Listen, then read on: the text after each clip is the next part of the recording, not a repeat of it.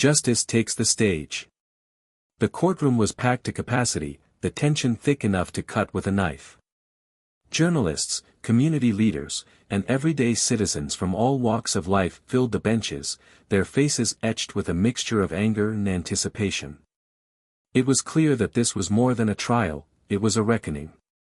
The nation's eyes were on this moment, waiting to see if justice would finally prevail. Naomi Harper sat at the plaintiff's table, flanked by her attorney, Amelia Winters. Amelia was a force to be reckoned with, a skilled civil rights lawyer with a reputation for fearlessness. Dressed in a sharp navy suit, Amelia exuded confidence as she meticulously reviewed her notes, preparing to dismantle the defense's case. Across the aisle sat Ethan Grayson, the officer at the center of the storm. His once cocky demeanor had shifted into a mix of unease and anger. He sat stiffly next to his attorney, a seasoned defense lawyer who specialized in shielding law enforcement officers from misconduct allegations. Ethan's eyes darted nervously toward the jury, a diverse group carefully selected to represent the community. As the judge entered the room and called the court to order, a hush fell over the crowd. Naomi's family sat in the front row, Daniel's hand tightly gripping hers. Behind them, members of the community showed their support with silent nods and encouraging smiles. Rachel Miller was there too, her presence a symbol of courage and accountability. The trial began with opening statements. The defense tried to frame the incident as a misunderstanding, painting Ethan as an officer doing his job in a high-stress situation. They downplayed the planted evidence, claiming it was a mix-up, and suggested that Naomi's actions had escalated the situation. But their words rang hollow in the face of overwhelming evidence. When it was Amelia's turn, she rose with an air of unshakable determination. "Ladies and gentlemen of the jury," she began, her voice steady and clear, "this case is not just about Naomi Harper. It is about the systemic abuse of power and the courage it takes to stand against it. Today, we will present evidence that exposes not just the actions of Officer Grayson but the deeper injustices that have plagued our communities for far too long." The prosecution's case was built meticulously, piece by piece.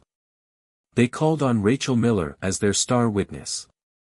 Dressed in her uniform, Rachel's testimony was both riveting and damning. She recounted the events of that fateful day in vivid detail, her voice steady but filled with emotion. "I joined the police force to protect and serve," Rachel said, her gaze unwavering as she looked directly at the jury. "But what I witnessed that day was a betrayal of everything I stand for. Officer Grayson planted evidence to justify his actions against an innocent woman. I couldn't stay silent. I had to speak out." Rachel's words sent ripples through the courtroom. The defense tried to discredit her, suggesting that she was disgruntled and seeking attention. But Rachel remained calm under cross-examination, her integrity shining through. Next, Amelia called several members of the crowd who had been present during the confrontation. Their testimonies painted a vivid picture of the abuse Naomi endured. Video footage recorded by bystanders was played, showing Ethan's aggressive behavior and the moment he planted the bag of white powder. The room grew silent as the undeniable evidence unfolded on the screen. The final blow came when Amelia called Naomi to the stand. Naomi's presence was a testament to her resilience. She spoke about her experiences as a veteran, her commitment to her family, and the fear she felt during the encounter. But she also spoke of hope, hope that this trial would bring change. "I'm not just fighting for myself," Naomi said, her voice firm yet emotional. "I'm fighting for every person who has ever been judged unfairly, for every family torn apart by injustice. This is bigger than me. It's about accountability and the kind of future we want for our children." When the defense presented their case, their arguments faltered under the weight of the evidence. Ethan's attempt to justify his actions came across as desperate and unconvincing. Under cross-examination by Amelia, he struggled to explain the inconsistencies in his story. The truth was clear, and the jury could see it. After days of testimony and deliberation, the jury returned with their verdict. The atmosphere in the courtroom was electric as everyone held their breath. The foreperson stood and delivered the words that would echo far beyond those walls. We find the defendant, Officer Ethan Grayson, guilty of misconduct, abuse of power, and evidence tampering. A wave of emotion swept through the room. Naomi closed her eyes, tears streaming down her face as Daniel wrapped his arms around her. The crowd erupted into applause and cheers, a release of the tension and pain that had built up over weeks. But this was not just a personal victory for Naomi. It was a victory for the community, a step toward justice and accountability. As reporters swarmed outside the courthouse, Amelia addressed the media. "This case proves that change is possible when we stand together," she said. "But our work is far from over. Let this be a reminder that we must continue to fight for justice, for equality, and for a system that truly protects and serves all people." In the days that followed, the verdict sparked conversations across the nation. Protests turned into town hall meetings, where communities demanded reform. Rachel Miller became a vocal advocate for police accountability, using her platform to push for systemic change. As for Naomi, she returned to her life with her family, but she was forever changed. She became a symbol of resilience and courage, her story inspiring countless others to stand up against injustice. And while the battle for justice was far from over, this victory proved that the fight was worth it. The unmasking. The heat of the afternoon sun bore down on the street, intensifying the weight of the moment.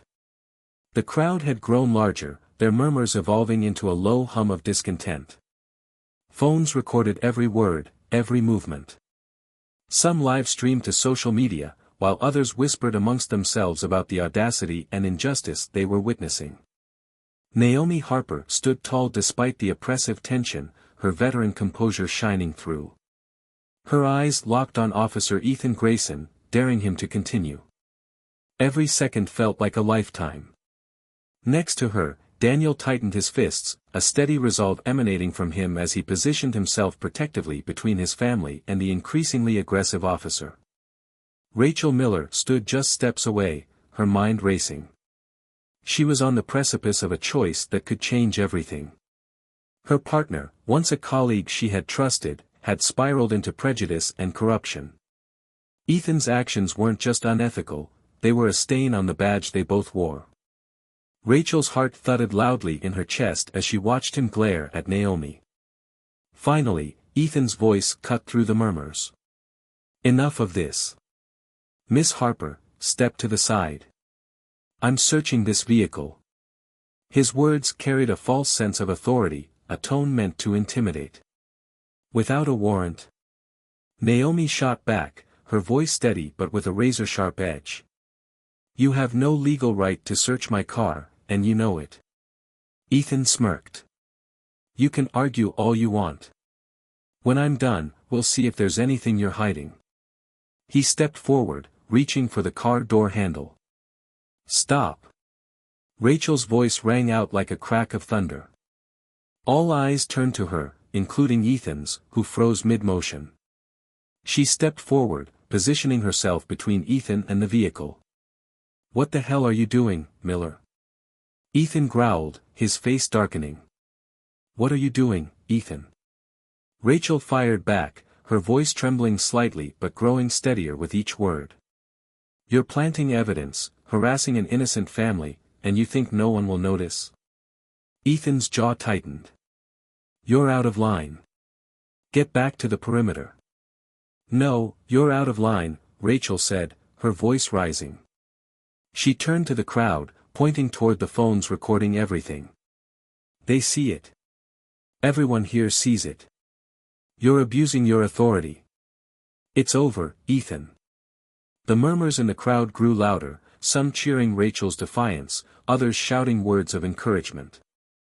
Ethan's face flushed with anger. He stepped closer to Rachel, lowering his voice so only she could hear. "You're making a mistake," he hissed. "I can bury you for this." Rachel didn't flinch. "Go ahead and try. But first, explain to the cameras why you planted that bag of powder." She pointed to the ground where the small bag still lay, unnoticed by anyone but the two of them.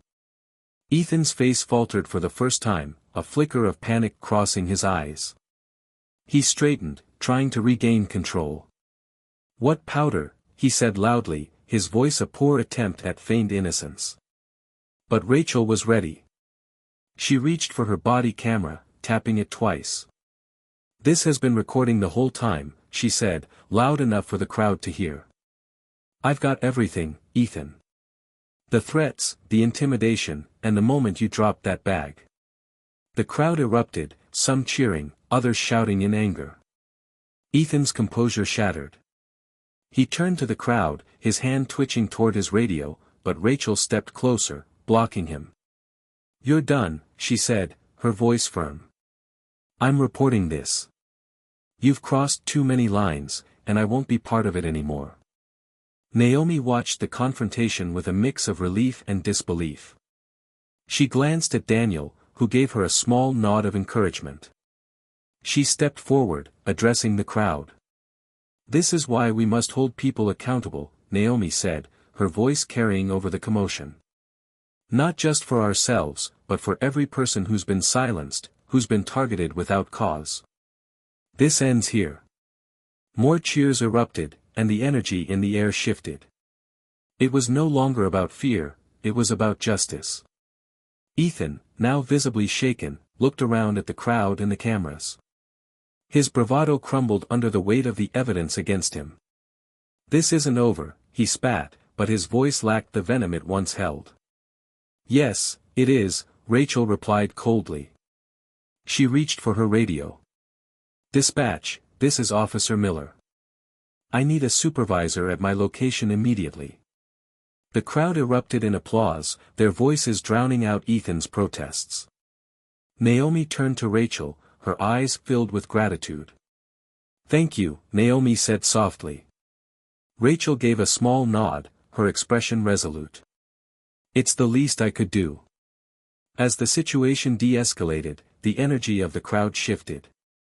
People began sharing their recordings online, determined to make the incident known far and wide.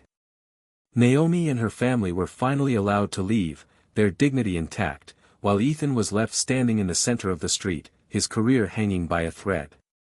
Rachel watched as the Harpers drove away, her heart heavy but resolute. She knew this was only the beginning of a long fight for justice, but it was a fight she was ready to take on. A turning tide.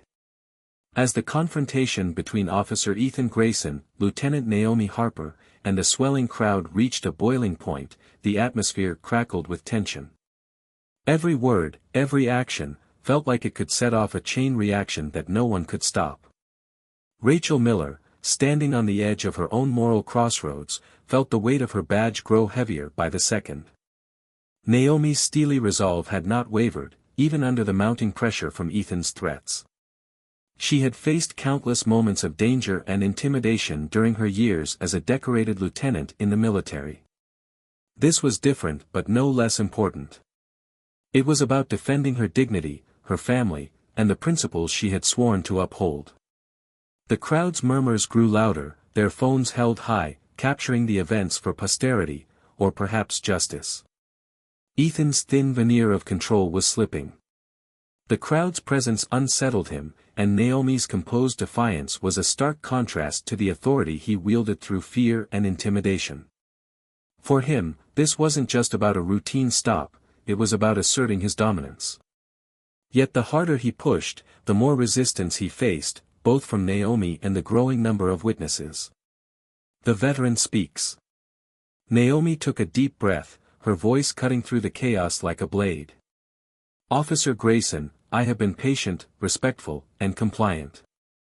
But let me be clear, you are overstepping your authority, and I will not allow you to trample over my rights or my family's safety." Her words were firm, unwavering. The crowd, now numbering at least 50, murmured their agreement. A man's voice called out, "She's right. Leave her alone." Another added, "We're watching, officer. Think carefully." Ethan's face hardened. "Step back," he barked at the onlookers. But his command only emboldened them. The power dynamic was shifting, and he felt it slipping from his grasp. Turning back to Naomi, he growled, "You think you're above the law?" Naomi squared her shoulders, her military training evident in her posture. "No one is above the law," she replied evenly. "But no one is beneath it either. Including you." Rachel's breath caught. She felt a surge of admiration for Naomi, but also a pang of guilt. Why couldn't she summon that same courage? Rachel's resolve. Rachel clenched her fists, her internal struggle reaching a crescendo. She'd spent years turning a blind eye to Ethan's growing aggression, rationalizing her inaction with excuses, fear of retaliation, a sense of loyalty, or simply not knowing how to challenge him. But today, all of those reasons seemed hollow. Naomi's bravery and the crowd's solidarity left her with no room for cowardice. Ethan's voice snapped her out of her thoughts. "Rachel, call for backup," he ordered, his tone sharp. Rachel hesitated. "Why?" she asked, her voice trembling but audible. "What's the justification for escalating this?" Ethan turned to her, his eyes blazing. "Because I said so. That's all the justification you need." Rachel's heart pounded. "No, Ethan," she said, her voice gaining strength. "That's not how this works. That's not why I became a police officer." The crowd gasped audibly. Ethan's jaw tightened. "Watch yourself, Rachel," he warned. "You're stepping into dangerous territory." But Rachel was done retreating. She stepped forward, placing herself between Ethan and Naomi. "Lieutenant Harper has done nothing wrong," she said firmly. "And I won't be part of this charade any longer." The crowd's fury. The crowd erupted in cheers and shouts of encouragement. Rachel's stand had ignited a spark among the onlookers. Their phones captured every angle, ensuring there would be a record of the events. Ethan's fury boiled over. He reached for his handcuffs, stepping toward Naomi. "Enough of this. You're under arrest for obstruction of justice." But before he could reach her, Daniel Harper stepped out of the car. His imposing frame and calm demeanor commanded attention. "Officer Grayson," he said, his voice low and steady, "you're making a mistake." Ethan sneered. "And who are you to tell me that?" Daniel reached into his pocket slowly, carefully, and pulled out his phone. "I'm a lawyer," he said. "And I've been recording this entire interaction." The crowd roared their approval. Ethan faltered, his confidence cracking. For the first time, he looked genuinely unsure of himself. Accountability arrives. Before Ethan could respond, the sound of sirens pierced the air. A second patrol car pulled up, and a senior officer stepped out. Captain Linda Brooks, a seasoned leader known for her no-nonsense approach, surveyed the scene with a critical eye. "What's going on here?" she demanded, her authoritative voice cutting through the noise. Rachel stepped forward. "Captain Brooks, I'm glad you're here. Officer Grayson has been conducting an unwarranted stop and is now attempting to escalate without cause." Ethan's face turned crimson. "That's not true. They're resisting, Anne." "Enough," Captain Brooks interrupted. She turned to Naomi. "Ma'am, may I see your identification?" Naomi handed over her military ID without hesitation. Captain Brooks examined it, her expression softening. "Lieutenant Harper," she said respectfully, "it appears there's been a misunderstanding. I apologize for any inconvenience caused." Ethan sputtered. "Captain, you can't just." "Grayson, step aside," Brooks ordered.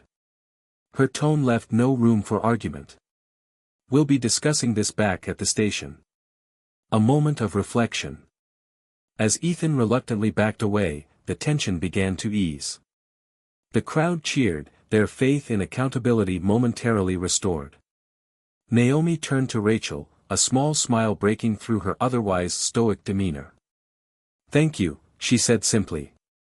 Rachel nodded, her heart swelling with both relief and determination. She had found her voice, and she knew she couldn't stop now. The fight for justice was far from over, but for today, it felt like a small victory. Naomi and her family returned to their car, Daniel placing a comforting hand on her shoulder. As they drove away, the crowd dispersed, leaving Ethan standing alone, his badge feeling heavier than ever. Captain Brooks gestured for Rachel to follow her to the car. "Let's talk," she said. And Rachel knew, in that moment, that her journey was just beginning. The turning tide. Naomi Harper stood tall, her chin raised in quiet defiance as the tension thickened around her. The accusations Officer Ethan Grayson had hurled were not just a personal attack, they symbolized a deeper injustice that resonated far beyond the suburban street where the confrontation took place. Behind her, Daniel watched every move, his fists clenched tightly by his sides, ready to intervene if things escalated further. Inside the car, their children, Ella and Mason, huddled together, their young faces etched with confusion and fear. The crowd had grown larger, with onlookers murmuring among themselves, their voices carrying a mix of outrage and trepidation. Phones captured every moment, ensuring the incident would not be confined to this street corner. Yet, amidst the sea of faces, Rachel Miller's was the one etched with the most internal conflict. She'd watched her partner's behavior spiral out of control before, but this felt like a breaking point. Ethan turned back to Naomi, his face a mask of smug confidence. The small bag of white powder lay on the asphalt, a deliberate placement he thought would tip the scales in his favor. "Care to explain this, Miss Harper?" he sneered, crossing his arms as if daring her to counter him.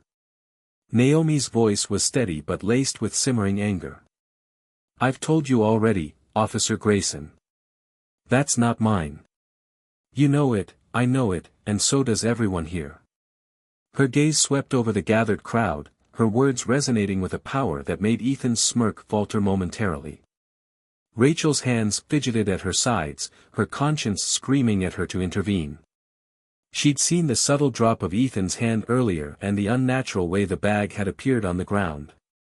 But speaking out now, against her partner, in front of a growing audience, felt like stepping off a cliff. Still, Rachel's eyes darted to Naomi, and she saw not just defiance but an unyielding belief in justice that mirrored her own long-buried ideals. "Ethan," Rachel said, her voice cutting through the murmurs of the crowd. It was soft yet firm, enough to make her partner's head whip around to face her. "We need to stop. This has gone too far." Ethan's face twisted in irritation.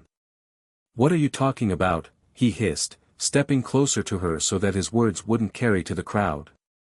"Don't undermine me in front of these people. You'll make us both look weak." Rachel's jaw tightened. "This isn't about appearances, Ethan. This is about what's right. And planting evidence." She nodded subtly toward the bag. "That's crossing a line we can't come back from." Ethan's eyes narrowed, his voice dropping to a venomous whisper. "You've been on this job long enough to know the world isn't black and white. Sometimes we have to make judgment calls to maintain order. You want to lecture me about lines? Maybe you're the one who's too naive to wear that badge." Rachel felt the heat rise in her chest, but she took a deep breath to steady herself. She stepped past Ethan, her voice louder now. "Miss Harper," she said, addressing Naomi directly for the first time, "please stay calm. We're going to resolve this fairly." Ethan's glare burned into her back, but Rachel ignored it.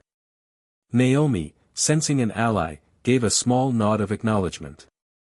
"I've been calm this entire time, Officer Miller," she said, her tone sharp but measured.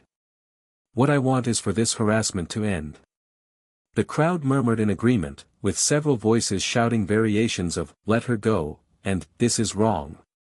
The weight of public scrutiny was beginning to shift the dynamic, and Ethan knew it. His lips curled into a snarl as he stepped forward, pointing a finger at Naomi. "You think you can stand here and play the victim?" he barked. "You think the world owes you something because you've got people watching? Well, news flash, lady, the law doesn't care about your sob story." Naomi's composure cracked for the first time, her eyes blazing with fury. "And is this what you call the law, officer? Bullying a family in front of their children. Planting evidence to cover your own prejudice. Her voice rose with each word, cutting through the air like a blade. You're the one who doesn't belong in that uniform. Ethan's face flushed red, but before he could respond, Daniel stepped forward. That's enough, he said firmly, his voice calm but commanding. He moved to stand beside Naomi, his broad frame a protective barrier between her and Ethan. You've had your show, Officer Grayson. Now either arrest us or let us go. But I promise you, if you choose the former, you'll regret it. Ethan's hand hovered near his holster, the tension thickening to an unbearable level. But then, a voice from the crowd broke the standoff. She's telling the truth. Everyone turned to see a young man step forward, holding his phone high. I saw him drop that bag, the man said, his voice trembling slightly but filled with determination. I caught it on video. Gasps rippled through the crowd, and Ethan's face went pale. He turned to Rachel, who stared at him with a mix of disbelief and vindication. It's over, Ethan, Rachel said quietly, her voice heavy with finality. She reached for her radio. I'm calling this in. Ethan's mouth opened as if to protest, but the weight of the crowd's eyes, the damning evidence, and Rachel's unwavering stance left him frozen. Slowly, he lowered his hand from his holster and stepped back, his face a mask of defeat. Naomi let out a breath she hadn't realized she was holding. Daniel wrapped an arm around her shoulders, and together they turned toward their children, who were peeking out from the car window with cautious hope. As Rachel called for backup, the crowd erupted into cheers and applause. The young man who'd stepped forward was surrounded by people thanking him for his bravery. Naomi and Daniel exchanged a glance, their expressions a mixture of relief and gratitude. But as they looked back at Ethan, who now stood isolated and deflated, Naomi's gaze hardened. This wasn't just about her family. It was about ensuring that no one else would have to endure what they had. And as the sirens of approaching squad cars echoed in the distance, Naomi knew this was only the beginning of a larger fight for justice. The unraveling. Naomi Harper stood still, her hands resting lightly at her sides, every muscle in her body tense. The murmurs of the growing crowd reached her ears, a background buzz of outrage and concern. Her husband Daniel and her 2 children remained in the car, their faces pale and stricken. Officer Ethan Grayson's gaze bore into her, his expression cold and implacable. Naomi knew this situation was far from over, and her training as a veteran officer had taught her to expect escalation when the balance of power was abused. Naomi's silence wasn't out of fear but out of calculation. She had spent years in the military as a logistics lieutenant, leading teams under high-stress situations. This was no battlefield, but the stakes felt just as high. Her heart pounded as she glanced at her children through the car window. Ella and Mason stared at her with wide, tearful eyes. She needed to protect them, to show them that dignity and strength mattered even in the face of adversity. The crowd's momentum. The crowd grew restless, whispers turning into audible protests. This isn't right, someone called out. A middle-aged man in a baseball cap stepped forward cautiously, his phone raised to record the scene. She's not resisting. Let her go, another voice chimed in. The tension in the air was palpable, like a storm ready to break. Ethan shifted uncomfortably, his grip tightening on the radio at his side. He wasn't used to public scrutiny, not like this. Normally, people stayed quiet, too intimidated to intervene. The growing defiance of the onlookers only fueled his frustration. Beside him, his partner officer Rachel Miller stood uneasily, her lips pressed into a thin line. Naomi caught Rachel's expression and felt a glimmer of hope. Maybe not everyone here was an enemy. A tactical retreat. Naomi spoke, her voice calm but commanding. Officer Grayson, I've complied with every one of your requests. If you have a legitimate reason to detain me further, I'd like to know. Otherwise, I believe my family and I have the right to continue our day. Ethan's jaw clenched. He wasn't about to let her get the upper hand, not here, not in front of all these people. "Don't tell me how to do my job," he snapped, his voice rising. "I decide when this is over." Rachel stepped forward cautiously. "Ethan," she said softly, "maybe we should step back and reassess. There's no clear violation here, and the situation's escalating. Let's not make this worse." Ethan rounded on her, his eyes flashing with irritation. "You don't get to question me, Rachel. I'm in charge here." But Rachel didn't back down. Something in Naomi's steady gaze inspired her to stand taller. She wasn't just an observer anymore, she was a witness to something profoundly wrong. Rachel's heart raced as she weighed the consequences of her next move. Speaking up could jeopardize her career, but staying silent felt like a betrayal of everything she'd sworn to uphold. A turning point.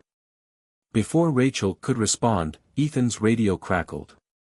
Dispatch was calling. "Grayson, Miller, report. We've got a disturbance on Cedar Avenue, backup needed." Ethan ignored it, his focus still locked on Naomi. "Stay out of this, Rachel," he muttered under his breath. Then, louder, he said, "Mrs. Harper, step away from the vehicle. I'm conducting a search." Naomi's eyebrows rose. "Without a warrant? You're overstepping your authority, Officer Grayson." The crowd's murmurs grew louder. "She's right," someone yelled. "You can't do that." Ethan's face reddened. He took a step forward, towering over Naomi. "Don't test me," he growled. "You think you're untouchable. You have no idea who you're dealing with." Naomi's calm demeanor didn't waver. "And you have no idea who you're dealing with, Officer Grayson." Her words hung in the air, heavy with implication. The reveal. Ethan's smirk faltered as Naomi reached into her jacket pocket. The crowd tensed, and Rachel's hand instinctively moved toward her holster. Naomi moved slowly, deliberately, pulling out a small leather wallet. She flipped it open, revealing a gleaming badge. "Lieutenant Naomi Harper, United States Army, retired," she said, her voice steady and clear. "And I know exactly how authority should be used, and abused." A collective gasp rippled through the crowd. Rachel's eyes widened in surprise, and even Ethan took a half-step back, his confidence shaken. The balance of power had shifted dramatically. Naomi continued, her gaze unflinching. "You've targeted me and my family without cause. You've tried to intimidate and humiliate us. But your actions have been witnessed by dozens of people and recorded from every angle. Your behavior is a disgrace to the badge you wear." Ethan's lips pressed into a thin line. His mind raced, searching for a way to regain control. But the crowd was no longer on his side. Phones were raised higher, voices growing louder in support of Naomi. A fractured alliance. Rachel stepped forward, her voice trembling but firm. "Ethan, she's right. This has gone too far. We need to de-escalate now." Ethan's glare shifted to her. "Are you seriously siding with her?" he snapped. "Do you even understand what's at stake here?" Rachel nodded. "I do. And that's why I can't stay silent anymore." The crowd erupted in cheers and applause. Rachel's heart pounded in her chest, but she felt a weight lift off her shoulders. For the first time in years, she felt like she was doing the right thing. The aftermath. Ethan's radio crackled again, more urgently this time. Dispatch's voice was sharp. "Grayson, Miller, respond immediately. Cedar Avenue. Officer assistance required." Ethan finally tore his gaze away from Naomi, his expression dark with frustration. He pointed a finger at her. "This isn't over," he snarled before turning back to the patrol car. Rachel lingered for a moment, meeting Naomi's eyes. "I'm sorry," she said quietly. "For everything." Naomi nodded. "It's not too late to do the right thing," she replied. As Ethan and Rachel drove away, the crowd erupted in cheers for Naomi. She turned to her family, her resolve unshaken. Daniel stepped out of the car and embraced her tightly. Ella and Mason followed, wrapping their arms around their parents. "You okay, Mommy?" Ella whispered. Naomi smiled down at her. "I'm fine, sweetheart. And we're going to be okay." The family climbed back into their car and drove away, leaving the crowd to disperse. But the impact of what had happened lingered. Videos of the incident flooded social media, sparking outrage and calls for accountability. And for Rachel, the encounter marked a turning point. She vowed to confront the broken system from within, inspired by Naomi's courage and determination to stand tall in the face of injustice. The quiet morning. The morning sun filtered through the dense canopy of trees that lined Maplewood Avenue, casting gentle shadows over the asphalt. Birds chirped in the distance, their melodies weaving into the quiet rhythm of suburban life. For most residents of this middle-class neighborhood, it was just another day, mundane, predictable, and safe. But for Officer Ethan Grayson, the calm was nothing more than a prelude to chaos. He sat in his patrol car, his gaze sharp and unyielding as it scanned the surroundings. His hands gripped the steering wheel tightly, and his jaw was set in a firm line. Beside him, Rachel Miller, his rookie partner, quietly observed. She had been assigned to Ethan just 3 months ago and had quickly learned to tread lightly around his volatile demeanor. Today, he seemed particularly tense, his eyes darting from one car to the next as if searching for something specific. "What are we looking for?" Rachel asked cautiously, breaking the silence.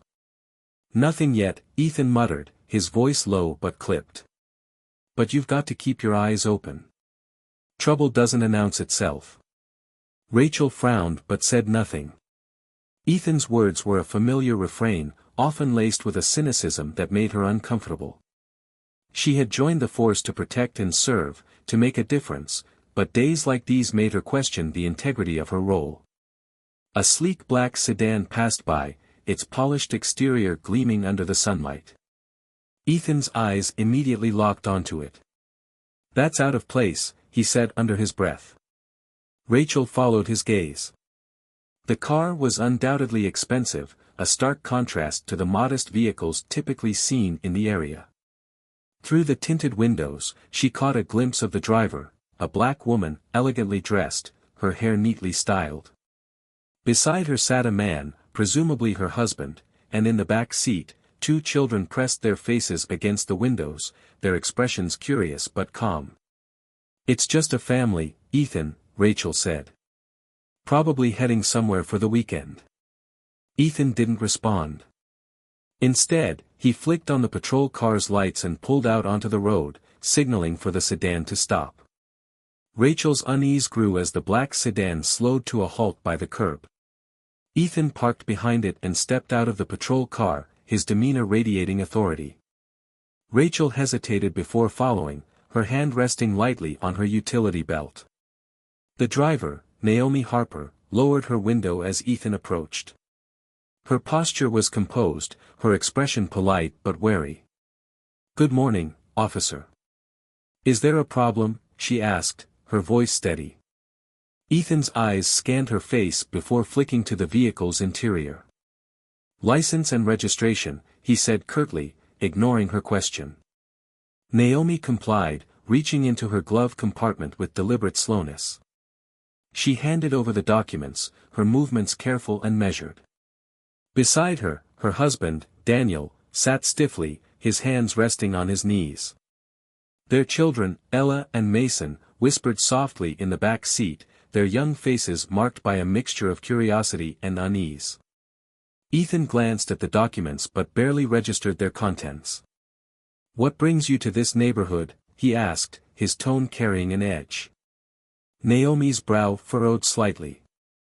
"We're heading to a family gathering," she replied.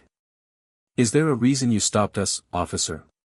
Ethan ignored her question, his eyes narrowing as he scrutinized the car once more. "Step out of the vehicle," he ordered. Rachel's stomach churned. "Ethan, they haven't done anything," she said quietly, stepping closer to him. He shot her a warning glance. "I said step out of the vehicle," he repeated, his voice louder this time. Naomi's jaw tightened, but she maintained her composure. "Is there a specific reason for this request, officer?" "My children are in the car, and I'd prefer not to alarm them." Ethan's lips curled into a faint smirk. "Just routine," he said dismissively. Realizing she had little choice, Naomi opened her door and stepped out. Her movements were slow and deliberate, her hands visible at all times. She stood beside the car, her head held high despite the tension in the air. Ethan's gaze bore into her, his expression hard and unyielding. "Stand next to the car and keep your hands where I can see them," he said. From inside the car, Daniel's eyes followed his wife's every move. He clenched his fists, his frustration barely contained. Ella and Mason huddled together in the back seat, their wide eyes fixed on the unfolding scene. Ethan circled the vehicle, his steps slow and deliberate. "Nice car," he said, his voice dripping with sarcasm. "Must have cost a fortune. How'd you afford it?" Naomi's lips tightened, but she refused to take the bait. "We worked hard for it, officer," she said calmly. "My husband and I both have stable careers." Ethan's smirk deepened. "Stable careers, huh? Mind if I search the car?" "Unless you have a warrant," Naomi said firmly, "I don't believe you have the right." Ethan stepped closer, his face inches from hers. "You think you know the law better than me?" he sneered. "I can make this a lot harder for you." The tension in the air was palpable. A small crowd had begun to gather at a distance, their murmurs growing louder as they watched the scene unfold. Some held up their phones, recording the encounter, while others exchanged worried glances. Rachel took a step forward. "Ethan, this is unnecessary," she said, her voice firm despite the nervous flutter in her chest. "They haven't done anything wrong. Let's move on." Ethan turned to her, his expression darkening. "Stay out of this, Rachel. I'm in charge here." Rachel hesitated, her mind racing. She could see the injustice playing out before her, but speaking out against her superior felt like stepping into a minefield. Still, she couldn't shake the feeling that staying silent would make her complicit. Naomi's voice broke through the tension. "Officer, I've complied with all your requests," she said. "If there's no legal basis for detaining us, I'd like to return to my car and continue on our way." Ethan's eyes flashed with anger. "You're not going anywhere until I say so," he snapped. At that moment, Daniel stepped out of the car, his movements calm but deliberate. He walked over to Naomi and placed a reassuring hand on her shoulder. "Officer," Daniel said, his voice steady but firm. "My wife has been more than cooperative. We'd appreciate it if you could explain the reason for this stop." Ethan's gaze shifted to Daniel, his expression hardening. "Get back in the car," he ordered. "Unless you want to make this worse." From the crowd, a voice called out, "She hasn't done anything wrong." Others murmured their agreement, the growing unrest adding to the tension. Rachel's chest tightened. She knew she had to act, but the weight of the badge on her chest felt heavier than ever. She glanced at Naomi and Daniel, their quiet strength igniting a spark of resolve within her. "Ethan," she said, her voice steady now. "This has gone far enough. Let them go." Ethan turned to her, his expression incredulous. "Excuse me," he said, his tone low and dangerous. Rachel squared her shoulders, meeting his gaze head-on. "You're crossing a line. They haven't done anything to justify this." The crowd grew quieter, their attention shifting to the confrontation between the officers. Naomi watched Rachel, a flicker of hope in her eyes. Ethan's face twisted in anger, but before he could respond, a new voice rang out from the crowd. "I've got this all on camera," a man said, holding up his phone. "We'll make sure this gets out." For the first time, Ethan hesitated. The weight of the crowd's scrutiny, Rachel's defiance, and Naomi's unwavering composure bore down on him. The quiet suburban morning had transformed into a battleground for justice, and the outcome hung precariously in the balance.